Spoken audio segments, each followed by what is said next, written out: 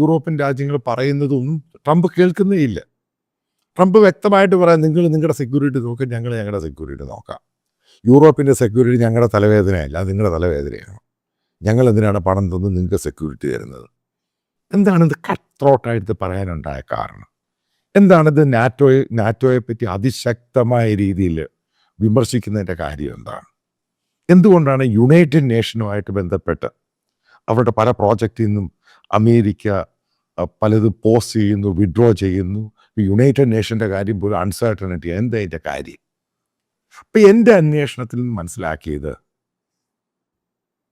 ഈ ഒന്നാം ട്രംപിൻ്റെ സമയത്ത് നിങ്ങൾക്ക് ഓർമ്മയുണ്ടായിരിക്കുന്ന വസ്തുതയാണ്, ഇസ്രായേലി ഗവൺമെൻറ് ട്രംപുമായിട്ടൊരു നേരത്തെ ഒരു കൂടിക്കാഴ്ചയുടെ ഫലമായിട്ട് ട്രംപ് നേരത്തെ പറഞ്ഞിരുന്നു, ഒന്നാം ട്രംപ് വരുന്നതിന് മുമ്പ് അദ്ദേഹം അധികാരത്തിൽ കയറുകയാണെങ്കിൽ അമേരിക്കൻ എംബസി അത്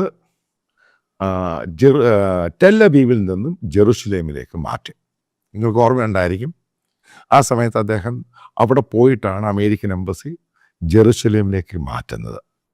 അന്ന് മറ്റുള്ള രാജ്യങ്ങളും പല യൂറോപ്യൻ രാജ്യങ്ങളൊക്കെ വലിയ പ്രശ്നമുണ്ടാക്കി. പക്ഷേ ട്രംപ് മൈൻഡ് ചെയ്യാൻ പോയില്ല.